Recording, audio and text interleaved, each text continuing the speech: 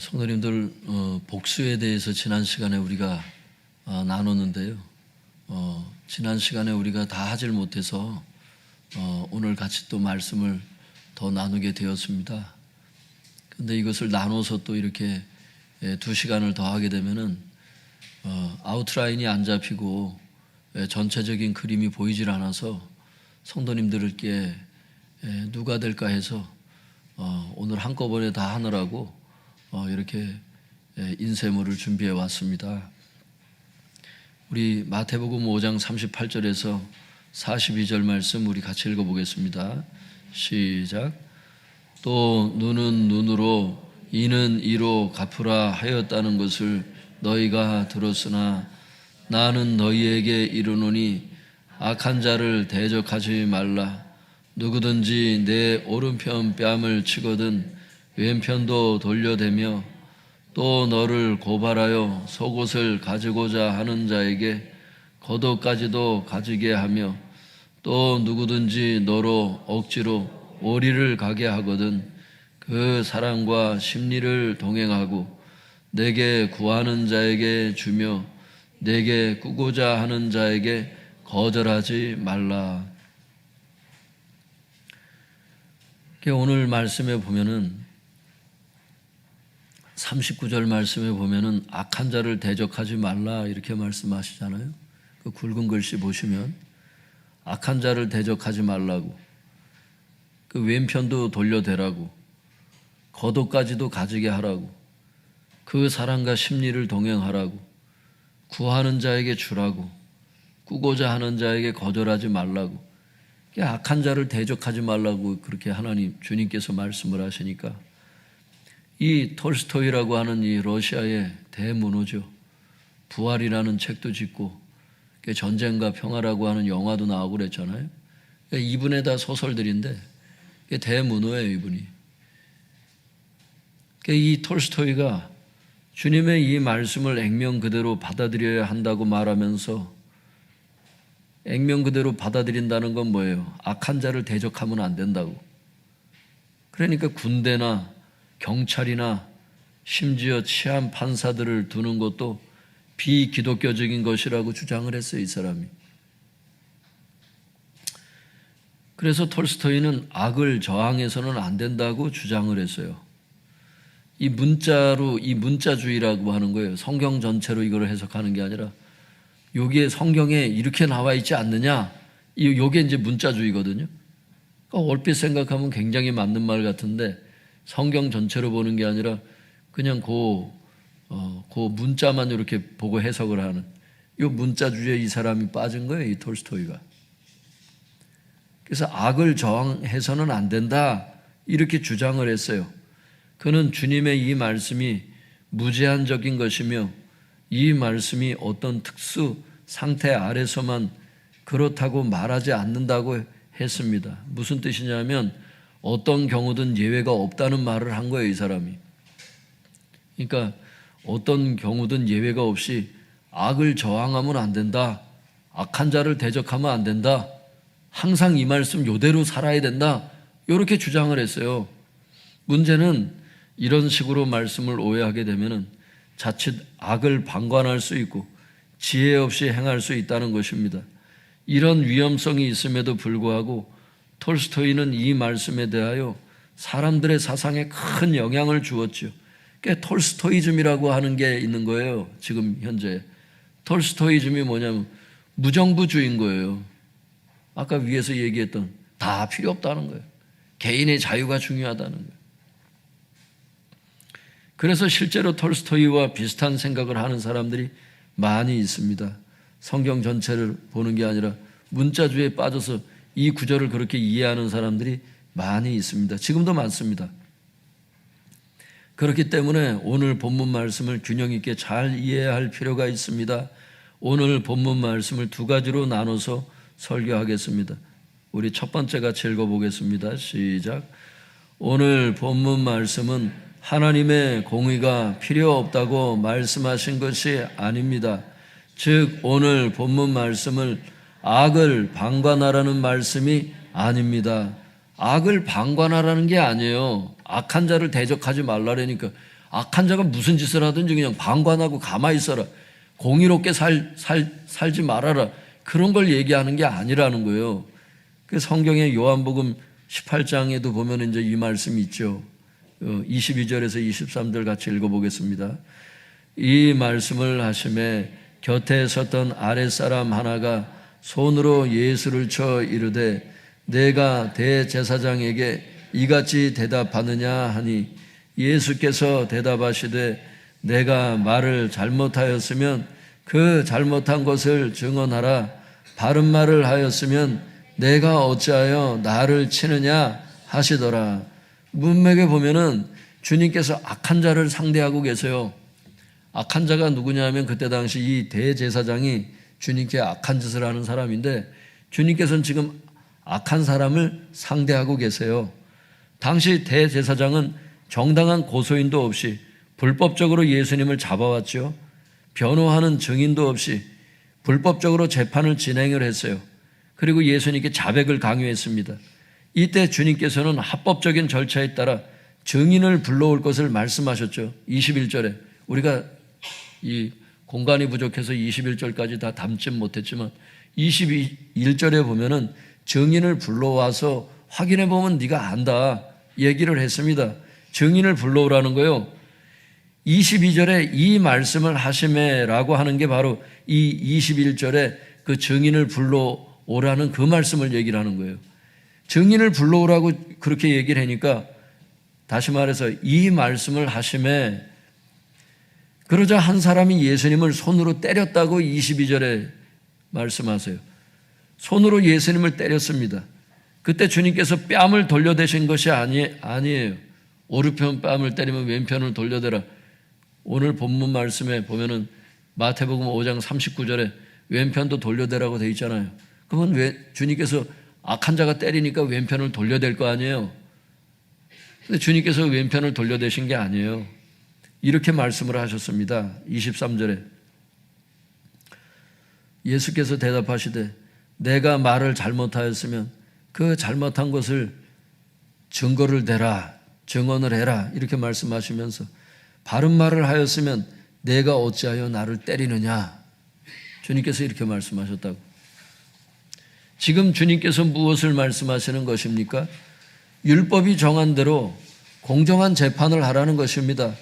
더구나 율법은 형이 확정되지 않은 자에게 가혹행위를 금지하고 있는데 대제사장의 수하가 예수님을 때리기까지 했습니다. 이처럼 이스라엘 최고 지도자라고 할 수 있는 대제사장과 그 수하가 하나님의 공이라고 할 수 있는 율법을 훼손하고 있었어요. 하나님의 율법을 집행해야 될 대제사장이 율법을 거스리고 예수님을 불법적으로 그렇게 막 대하니까 주님께서 이것에 대해서 말씀하신 거예요. 본인을 때린 것에 대해서 말씀하신 게 아니고 불법을 행하지 말고 공정한 재판을 해라 그 말씀을 하신 거라고. 로이드 존스 목사님은 이 사건을 오늘 본문 말씀과 관련해서 이렇게 이야기를 하더라고요. 우리 주님은 율법을 깨뜨리는 것을 꾸짖으셔야 했고 그의 항의는 율법을 떠받들기 위한 것이었습니다. 주님은 그 사람들에게 이렇게 말씀하신 셈입니다.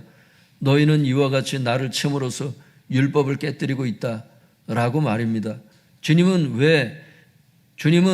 왜 내가 나를 모욕하느냐라고 말씀하시지 않았습니다. 개인적으로 때린 것 때문에 주님이 이렇게 하신 게 아니라는 거예요.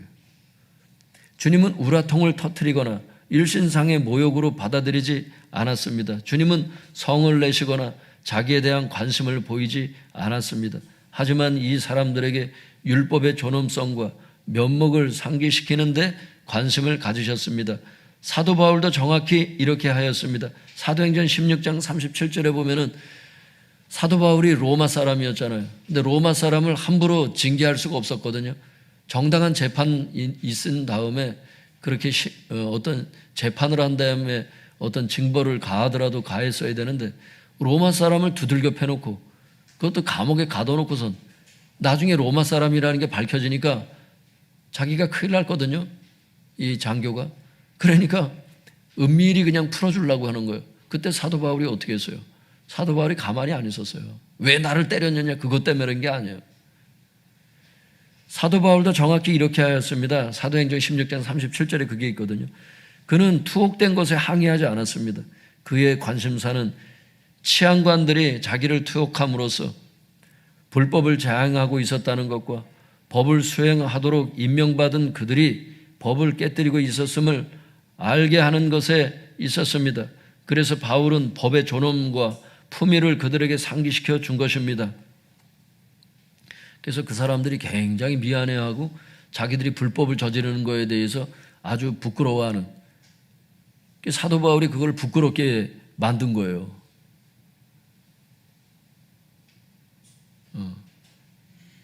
악한 자를 대적하지 말라고 오늘 주님 말씀하신 그게 그냥 악을 방관하라 그 뜻이 아니에요.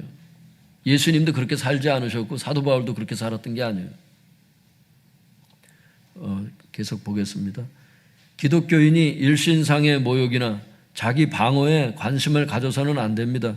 하지만 그것이 명예요, 공의와 의와 진리의 문제가 될 때에는 관심을 가져야 하며 항의를 하게 되는 것입니다. 법을 존중하지 않고 극악무도하게 깨뜨릴 때 신자는 어떤 열신상의 관심이나 자기를 보호하기 위해서가 아니라 하나님을 믿는 신자로서, 모든 법은 궁극적으로 하나님으로부터 나오는 것을 믿는 사람으로서 행동해야 합니다. 율법과 법은 궁극적으로 하나님께로부터 오는 것입니다. 이렇게 기록되어 있어요. 그랜드 주석도 이런 맥락에서 마태복음 5장 39절을 이렇게 설명하고 있습니다. 그리스도께서도 후에 뺨을 맞으셨으나 다른 쪽 뺨을 돌려대지 않으셨으며, 아까 돌려대지 않잖아요, 주님이. 바울은 그를 치료할 때 율법으로서 항변하였다. 여기에 또 항변하는 게 나오거든요. 사도행전 23장에 보면 또 사도 바울이 아까하고 다른 그 상황이었는데 그때도 사도 바울이 얘기를 해요. 이로 볼 때 본문은 문자적으로 해석될 것이 아니라 악한 자를 정죄치 않는 마음의 태도를 가리킨다 하겠다. 악한 자가 할 때 복수심을 품지 말아라, 그 말씀이라고 오늘 본문 말씀이 사실은 마태복음 5장에 나오는 그 말씀이 악한 자를 정죄치 않는 마음의 태도를 가리킨다 하겠다. 그러나 이것은 악을 방관하라는 의미는 아니며 사랑으로 악을 시정하라는 교훈이다. 여러분, 시정시킬 수 있는 것을 할 수 있길 바랍니다. 사랑하는 성도 여러분, 하나님의 보좌의 기초는 의와 공의라고 말씀하시며 하나님은 무슨 일을 행하시든지 인자함과 진실함으로 행하십니다. 그리고 하나님은 우리에게 공의와 인자의 삶을 원하십니다. 그런 주님께서 오늘 본문 말씀을 통하여 하나님의 공의를 훼손하라고 말씀하실 리가 없습니다. 오히려 하나님의 공의가 훼손될 때, 공공의 법과 질서가 훼손될 때 예수님과 바울과 같이 이웃을 견책하라고 말씀하실 것입니다. 이처럼 참 사랑은 잘못을 방관하거나 침묵하는 것이 아니라 지도하고 경계하는 것입니다. 우리도 마찬가지입니다. 예를 들면 어떤 도시에서 동성애 축제를 허가한다든지 국회의원들이 동성애 법안을 발의한다든지 할 때 우리는 합법적인 방법으로 그들을 견책할 수 있어야 합니다. 그들을 부끄럽게 여길 수 있도록, 그들이 부끄러워하도록 여러분 정신 차리도록 가르쳐야 되는 것입니다. 창세기 21장 25절에 보면 아브라함도 아비멜렉의 종들이 아브라함의 우물을 빼앗은 일이 있었잖아요. 거기에 대해서 아브라함이 아비멜렉에게 견책하는 내용이 나와요. 네가 그건 잘못했다. 악을 방관하는 게 다가 아닙니다, 여러분. 일신상에 대해서는 복수심을 품지 말고 살아야 되는 건 맞지만 시정도 해야 되는 거예요. 문자주의로 여러분 성경 전체를 보지 않고 요 구절만 따다가 이렇게 성경을 해서 여러분 큰일 나는 것입니다. 학교 폭력을 저지르는 아이들을 보면서 악을 방관하는 이런 부모가 될 수도 있음을 깨달을 수 있길 바랍니다. 학교 폭력을 행하는 친구가 있으면 가서 시정을 해줘야지. 경찰관을 동행해서. 믿습니까? 다시는 그렇게 하지 못하도록. 기독교가 약한 것이 아니에요, 여러분. 성도들이 성경을 잘못 알고 정신을 안 차려서 다 악을 방관하고 있는 거라고. 반 학생들이 그냥 고통을 당해도 저 골목대장 노릇하는 그 아이를 그냥 방관하니까 계속 나쁜 짓을 하는 거라고. 그게 그렇게 하지 말라는 거예요. 예수님은 그렇게 살지 않으셨고 사도 바울은 그렇게 살지 않았습니다. 여러분, 제가 언젠가도 말씀드렸잖아요. 저희 집에 제 집 주변에 밑에 집에 이사 온 분이 내력벽을 부시고 있더라고. 아무렇게나 리모델링이 해서 되는 게 아니거든요. 내력벽을 손을 대면은 아파트가 무너질 수 있기 때문에 그 구청에 신고를 제가 하려고 마지막 최후 통첩을 얘기를 했습니다. 그렇게 하지 말라고. 직접 얘기하면 싸울 수 있기 때문에 관리소장한테 얘기해서 대신 얘기하게끔 했어요. 그 사람이 그것을 회개하고 돌이켰습니다. 믿습니까? 그런 걸 악을 방관하면 안 된단 말이에요. 공공의 안녕을 해치는 것들에 대해서 그냥 두면 안 된단 말이에요.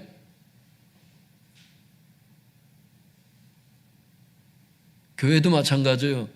어떤 악한 자가 어떤 것에 대해서 일신상에 대한 것은 복수심 품지 않고 그 사람을 용서하고 하는 것은 해야 되지만은 주인이 주인 노릇하지 않을 때, 예전 같은 때 거기 물이 그렇게 새는데도 세입자가 들어와서 사는데도 물이 새는데도 아무 조치를 취하지 않는 주인한테 전화를 해서 그렇게 하면 안 된다고 가르치는 거예요. 여러분, 믿습니까? 우리가 모든 세계의 정의를 바로잡을 수 있는 사람은 아니지만, 똑똑한 척을 하려고 하는 건 아니지만, 세상에 악이 기승하는 것을 보고 계속 방관하는 자세로 살게 되면은 하나님이 안 기뻐하신단 말이에요. 미가서, 아까도 우리가 미가서 6장 8절에도 보면 하나님께서 공의와 인자를 원하시잖아요. 공의롭게 우리가 살기를 원하고 사랑으로 살기를 원하시잖아요. 예. 아파트가 무너져가지고 글쎄 전체 사람들이 그렇게 죽고 그러면 좋은 게 아니잖아요. 누군가 나서서 그렇게 하지 말라고 견책하는 사람이 필요하잖아요. 그렇게 그런 순간에라도 여러분 온유함으로 사랑으로 행할 수 있기를 바랍니다. 싸우듯이 얘기한다든지 막 이렇게 그런 자세로 이렇게 하면 안 돼요. 결론적으로 오늘 본문 말씀은 무조건 악한 자를 대적하지 말고 악을 방관하라는 말씀이 아닙니다. 물론 우리는 악한 자에 대해서 복수하거나 복수심을 품으면 안 되고 선을 행해야 합니다. 하지만 동시에 그들을 인도할 책임도 있다고 성경이 분명히 우리에게 말씀하고 있기 때문에 바라기는 하나님의 말씀을 잘 분별하셔서 극단으로 가지 말고 균형을 잘 유지하시기 바랍니다. 톨스토이처럼 문자주의에 빠지지 말고 성경을 전체적으로 이해하여 균형 있게 잘 분별하시기를 바랍니다. 성도님들, 톨스토이가 유명하다고 거기 빠지면 안 돼요. 여기 학생들 저를 봐보세요. 톨스토이가 유명하지 않아요. 유명해, 세계적으로. 톨스토이가 주장하면 다 진린 거예요? 난 여러분들에게 이렇게 얘기를 하고 싶어. 톨스토이가 하나님의 말씀에 반해서 이렇게 가르칠 때 톨스토이도 가르칠 수 있어야 돼. 이 말은 무슨 얘기냐면 여러분들의 학교 선생님이 진화론을 가르쳐. 여러분 선생님들이 진화론을 가르치는 분이 있다고. 성경의 잠언에 뭐라 그러셨어요? 말씀에서 떠나게 하는 교훈을 듣지 말지어다. 이렇게 말씀하셨다고. 여러분, 선생님이 얘기한다고 다 진리가 아니야. 잘 분별하셔서 유명한 톨스토이가 진화론을 얘기를 한다고 받아들이는 게 아니듯이 톨스토이가 뭐 진화론을 주장한 것도 아니지만 이렇게 성경을 잘못 해석하고 이렇게 잘못 가르쳐가지고 잘못된 방향으로 사람들을 이끌 때 아무리 소설책을 좋은 작품을 쓰면 뭘 하냐고. 성경을 잘못 해석했을 때는 톨스토이가 아니라 그 할아버지라 할지라도 우린 따라가면 안 되는 거예요. 믿습니까? 우리 학생들 진화론에 빠져가지고 또 그렇게 애쓰지 말고. 다윈도 여러분, 다윈이 자기가 죽기 전에도 진화론을 후회하고 죽었잖아요. 다윈이. 그런 역사적인 사실은 가르치지 않고 엉뚱한 것만 가르치고 그냥. 그렇게 가면 안 돼요, 학생들. 정신 바짝 차리고 하나님께서 태초를 창조하신 것을 알 수 있길 바랍니다. 차라리 미국의 여러 주에 있는 것처럼 창조론과 진화론을 같이 가르치든지. 은성이 선생님도 얘기를 한대잖아요. 진화론을 가르치면서도 창조론도 있다 하면서 같이 가르친다잖아. 은성이 선생님도. 정신 나간 짓 하지 말고 아무리 유명한 선생님이 얘기한다 할지라도 성경에 반해서 말씀을 떠나게 하는 교훈은 듣지 않기를 바랍니다. 요즘에 학생들이 진화론, 중학교 올라가면서 진화론에 빠져가지고 그냥 그 BBC 방송도 거기 진화론 방송국이잖아. 큰 맨 진화론. 저 동물 나오고 생물 나오는데 맨 그럴듯하게 그냥 얘기를 하고 탄소 동위원소 얘기하면서 몇만 년 전에 있었다고. 그러니까 창조과학에서 얘기하는 그 과학자들의 말도 좀 잘 듣고 좀 여러 가지 좀 귀를 기울이세요, 여러분. 그런 방송도 보고서에 그냥 또 길을 잃고 헤매지 말고 진화론이 맞는 거 아니야 이러면서 애들이 너무 많이 떠나. 우리 저 아이 지금 고등학교 다니는 아이 얘기 들어보면 반에서 교회를 다니는 애가 자기밖에 없대. 영상예배 이거 코로나 시대 영상예배 드리면서 애들이 다 교회를 끊었대요. 여러분 큰일 났어. 그러니까 어쩔 수 없으면 영상예배 드리는데 사지가 붙어있는 한은 현장예배 드려요. 믿습니까? 영상예배 드려도 막 주일 헌금도 안 해. 지금 사람들이. 있는 자리에서 예배를 드려도 헌금을 드려야 될 거 아니요. 엉터리로 예배 드리고 지금 난리예요, 난리. 기준이 없어, 기준이. 그냥 가만히 서 이렇게 영상만 보고 있으면 예배인 줄 아나 봐. 마음을 들여서 예배를 드리면 그게 예배가 될 수 있겠지만 마음을 들이지 않으면 어디서 예배를 드려도 예배가 안 되는 것을 깨달을 수 있길 바랍니다. 정신 나간 짓을 하면 안 되고 그 중학교 올라가면서부터 진화론에 빠져가지고 또 인생을 허비하지 말아야 될 인생을 또 허비하면서 몇 년을 고생하다가 나중에 천부의 의지 없어서 하면서 눈물 흘리면서 다시 돌아오는 그 몇 년 동안 헛고생하는 부모님들도 잘 지켜보세요. 자기 자식을 그냥 방목하지 말고 잘 보시라고. 애들이 저 한번 미끄러지면 낭떠러지로 뚝뚝 떨어져 애들이. 반에서 여러분 교회 다니는 애들이 아주 5손가락에 꼽을 정도야 지금. 다음 세대에 이 복음이 이어져야 되는데 은성이도 얘기를 하잖아. 여우수아 시대 같다고. 사사기 시대 같다는 거예요. 사사기 시대 이제는. 여우수아까지는 열심히 자기 부모까지는 열심히 믿었는데 자식 대에서는 자식한테 신앙을 전수를 안 해주니까 가정예배 안 드리고 말씀을 전달을 안 해주니까 애들은 다 지옥 가잖아요. 자기 혼자만 천국 가고. 그런 부모들 많아요. 자기 자식한테는 신앙을 전수 안 하는 사람들이 많다니까. 자기 혼자만 예수 믿고. 전도하려고 애를 쓰는데 안 되는 분들을 위해서 얘기를 하는 게 아니에요. 아예 관심이 없는 분들을 놓고 얘기를 하는 거야. 자식의 신앙교육에 대해서는 너무 관심이 없어. 애들이 지금 학교가 어느 시대로 흘러가고 있는지를 알지를 못하고. 여러분 지금은 정신을 차려야 돼요. 우리 은성인의 그 학교에서 은성이 반에서 은성이만 교회 다닌대 지금.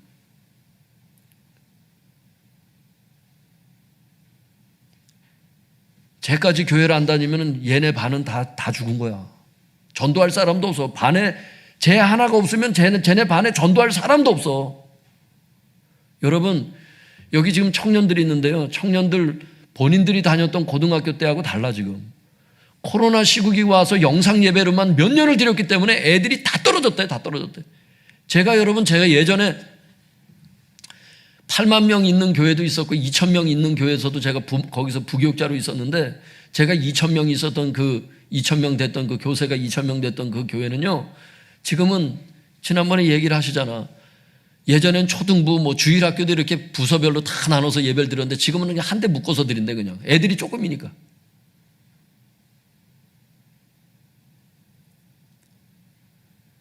유명한 사람이 얘기한다고 톨스토이가 얘기한다고 어떤 선생님이 얘기한다고 그 선생님들 말을 무시하라는 게 아니라 말씀을 떠나게 하는 교훈을 할 때는 빨리 분별해서 그 사람들 쫓아가면 안 돼. 믿습니까? 하나님을 붙잡은 다음에, 하나님을 믿은 다음에 훌륭한 사람이 그 다음에 필요한 거지. 하나님을 믿지도 않는 불신자가 무슨 훌륭한 사람이 된들 어차피 지옥 가는데 무슨 의미가 있어. 세상에서 아무리 훌륭한들 글쎄 불신자가 가야 될 곳이 어디겠어요, 여러분. 정신을 바짝 차리고 공부도 하고 하나님을 믿고 대학도 가고 이래야지. 불신자가 대학 가봤자 무슨 의미가 있냐고. 돈 조금 벌다가 그냥 다 지옥 가겠지. 여러분, 우리 아이들을 놓칠 수 없습니다. 우리는 아이들을 포기할 수 없어요. 믿습니까? 우리 학생들도 톨스토이가 얘기했다고 무조건 쫓아가지 말고, 유명한 어떤 선생님 얘기했다고 쫓아가지 말고 말씀을 부지런히 읽으세요. 할렐루야. 성경을 무조건 통독하셔야 돼. 성경 한 번도 읽지 않은 사람들 진짜 회개해야 돼. 자기 나이수만큼은 읽으라는 거예요, 성경을. 한 번도 읽지 않고 글쎄 어떤 사명을 감당하냐고. 글쎄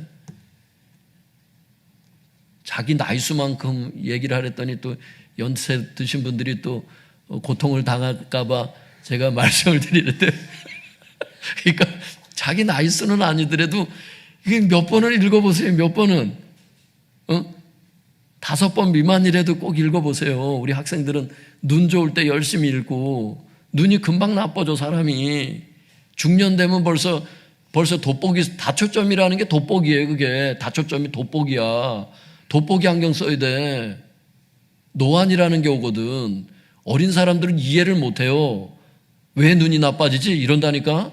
저도 예전에 이해를 못했어.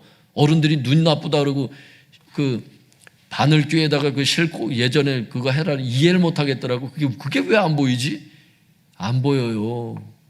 안 보여. 글자도 막 아른아른해. 오래 보면 막 머리가 아파. 성경 읽을 때 부지런히, 성경 읽을 수 있을 때 부지런히 읽으세요. 할렐루야. 세상 소설책 보는 것보다 말씀을 읽으세요. 말씀을. 소설책은 사람들이 지은 책이고 성경은 하나님이 지으신 책이니까 하나님이 지으신 책부터 읽혀야 애들이 지혜로워지지. 할렐루야. 부모님들도 아이들 저 성경 읽는 거에 진짜 좀 신경 좀 쓰시고, 그래서 애들 지옥 가지 않도록 그래서 균형 있게 잘 성경을 분별할 수 있기를 바랍니다. 그 다음 보겠습니다. 두 번째 우리 같이 읽어볼까요? 시작. 오늘 본문 말씀은 지혜 없이 행하라는 말씀이 아닙니다. 지혜 없이 행하라는 말씀이 아니에요. 이게 무슨 얘기냐면 우리가 이제 읽어보면 알아요. 이게 무슨 얘기인지. 마태복음 5장 39절 같이 읽어보겠습니다. 나는 너희에게 이르노니 악한 자를 대적하지 말라. 누구든지 내 오른편 뺨을 치거든 왼편도 돌려대며. 문맥에 보면 39절 이하의 말씀은 상대가 악한 자입니다. 상대가 악한 자를 얘기를 하는, 악한 자가 했을 때 그렇게 하라는 거거든. 이게 이 문맥이 상대가 악한 자입니다. 39절만 보더라도 악한 자가 모욕하는 경우를 말하는 것입니다. 오른편 뺨을 때리려면 이 손등으로 때려야 되는 거거든. 이 모욕을 주는 거거든요. 그러니까 39절만 보더라도 악한 자가 모욕하는 경우를 말하는 것입니다. 결코 술 주정뱅이, 사나운 광인을 말하는 게 아닙니다. 왜냐하면 이런 사람들은 모욕을 주는 것이 무엇인지를 모르는 상태에 있기 때문입니다. 이런 사람들은 오히려 제재를 받아야 하는 것이지 왼뺨을 돌려대서는 안 됩니다. 미친 사람이 예를 들어 정신 이상자가 와가지고 오른편 뺨을 때린다고 왼뺨을 돌려대겠어요? 이 문자적으로 이 말씀을 보고 악한 자가 했을 때 어쩔 수 없이 끌려가는 징집이 됐을 때를 얘기를 하는 거 아니야? 더 정확하게 말씀을 드리면 이따 얘기하겠지만 그 왼뺨을 돌려대서는 안 되죠. 그러므로 오늘 본문 말씀은 지혜 없이 아무에게나 왼뺨을 돌려대라는 말씀이 아닙니다. 그래서 어떤 이렇게 직장 생활하다 보면요 이상한 사람이 나와요. 오른편 뺨을 때리면 왼뺨을 돌려대라는 말을 그 불신자도 알았나 봐. 그러면서 이러더라고. 내가 너 오른편 뺨을 때려볼 테니까 왼뺨 한번 돌려대 볼래? 이런 사람이 있어. 자기가 악한 자야? 자기가 징집하는 사람이야?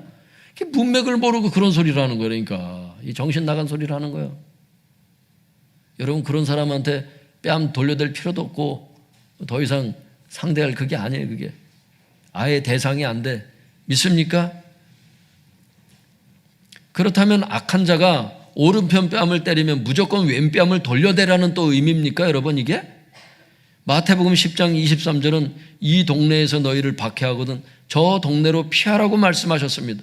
즉 악한 자가 박해를 할 때 피할 수 있다면 피하라는 말씀이죠. 어쩔 수 없는 상황에서 징집됐을 때 이런 모욕을 참아라, 그런 말씀이라고 이게. 그러므로 오늘 본문 말씀은 지혜 없이 아무에게나 왼뺨을 돌려대라는 말씀이 결코 아닌 것을 믿을 수 있길 바랍니다. 지혜 없이 이 말씀을 해석하면 큰일 나요. 큰일 나요. 마태복음 5장 40절 같이 읽어볼까요? 시작. 또 너를 고발하여 속옷을 가지고자 하는 자에게 겉옷까지도 가지게 하며. 그러니까 이게 소송을 거는 걸 얘기를 하는 거 아니야? 네 그 고발을 해서 속옷을 가지고자 하는 자에게 겉옷까지 내주라고. 그러니까 모든 소송은 참가하지 말라는 이런 말씀이에요, 이게? 악한 자가 소송을 걸 수도 있습니다. 이때 법정에 가는 것이 무조건 잘못된 것입니까? 디모데전서 5장 8절은 말씀합니다. 누구든지 자기 친족, 특히 자기 가족을 돌보지 않으면 믿음을 배반한 자요 불신자보다 더 악한 자라고 말씀하십니다.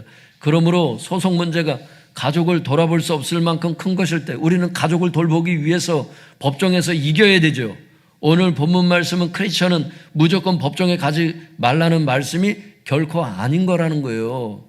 고린도전서 6장 1절에서 8절의 소송 문제는 성도들끼리 사랑 없이 피차 고발하는 문제를 다룬 것이지 위에서처럼 악한 자의 소송을 말하는 것이 아니라는 거예요. 고린도전서 6장 1절에서 8절을 나중에 읽어보고 또 헷갈려가지고 또 소송은 다 안 된다, 이런 터무니없는 이런 잘못된 생각에 빠지지 않길 바랍니다.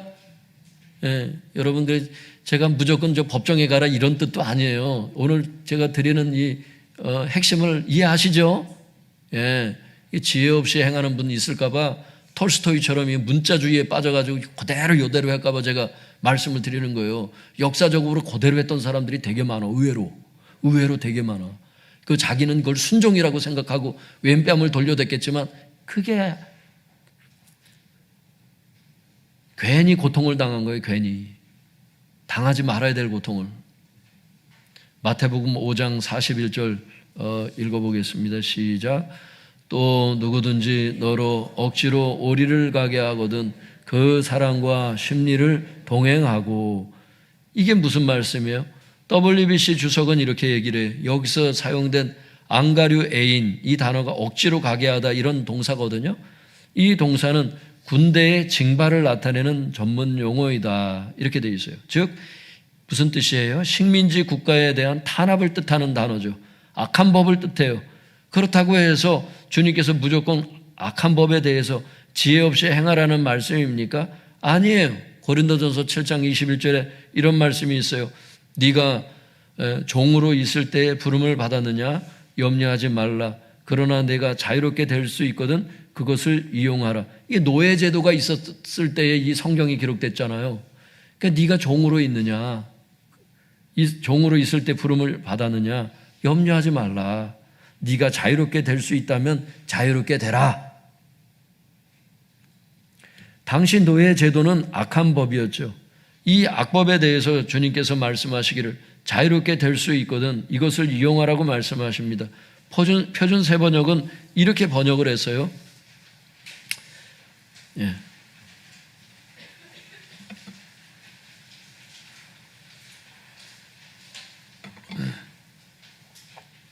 계속 읽어보겠습니다. 자유로운 몸이 될 수 있는 기회가 있으면 어떻게 해서든지 그것을 이용하십시오. 그러니까 자유롭게 될 수만 있다면 네가 자유인으로 살아라. 노예로 살 필요 없다. 그 얘기를 한 거 아니에요. 악법에 대해서 주님이 말씀하신 거라고. 이처럼 성도는 악법에 대해서 합법적인 방법으로 지혜롭게 해결하고자 노력해야 합니다. 그러므로 오늘 본문 말씀은 악한 법에 대해서 무조건 당해야 한다는 말씀이 결코 아니에요. 여러분, 징집을 당한다 할지라도 피할 수 있으면 피하라는 게 주님의 뜻이야. 그게. 마태복음 5장 42절 읽어보겠습니다. 내게 구하는 자에게 주며 내게 꾸고자 하는 자에게 거절하지 말라. 그러니까 지금 악한 자가 했을 때 이렇게 하라는 말씀 아니야? 징집당할 때 이렇게 하라는 거 아니야? 거기에 순응하여서 고생하지 말라는 거 아니야? 괜히 또 너무 반항하다가 고통을 당할까 봐 주님이 이것도 다 안전장치로 하시는 거 아니에요 지금? 이런 문맥을 생각하지 않고 그냥 42절만 딱 읽어가지고는 내게 구하는 자에게 주며 내게 꾸고자 하는 자에게 거절하지 말라니까 무조건 다 퍼져라 이런 뜻인데 그러면 그러니까 로이드 존스 목사님이 이 구절에 대해서 이렇게 이야기를 했더라고요. 여기서 우리 주님은 우리로 하여금 사기꾼이나 직업적인 거지나 술주정뱅이를 도와주라고 말씀하시지 않습니다.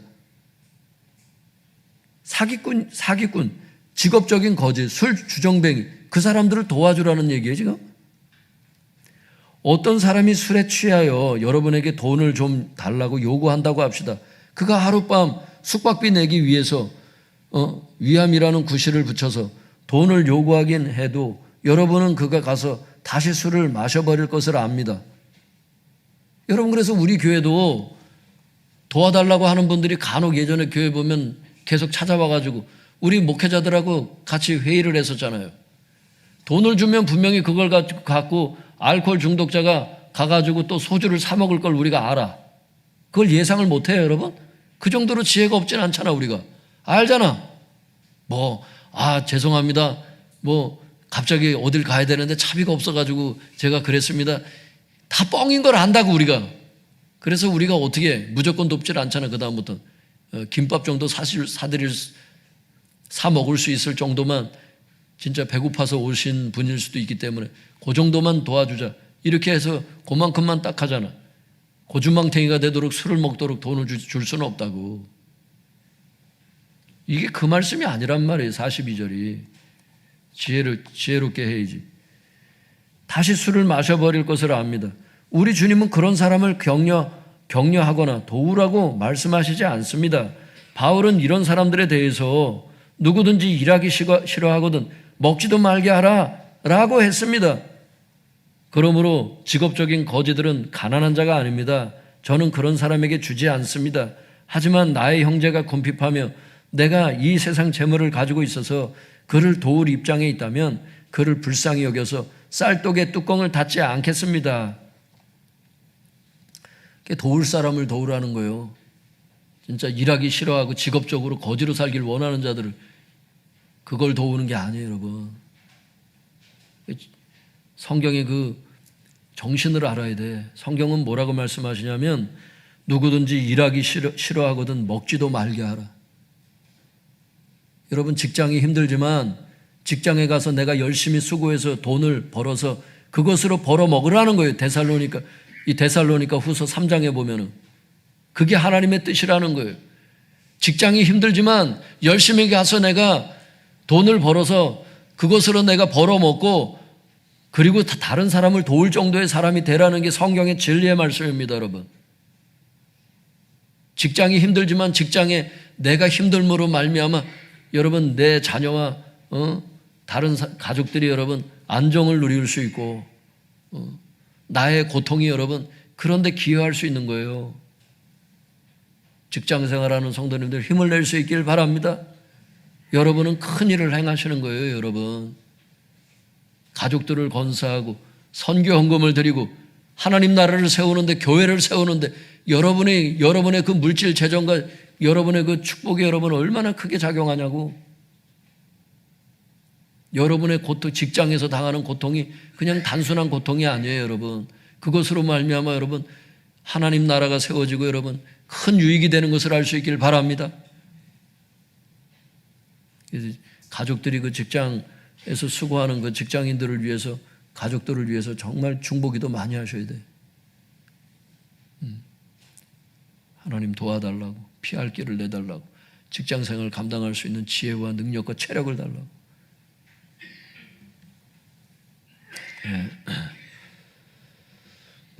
우리 거기 마지막 사랑하는 성도 여러분, 그 밑에 한번 같이 읽어보겠습니다. 시작.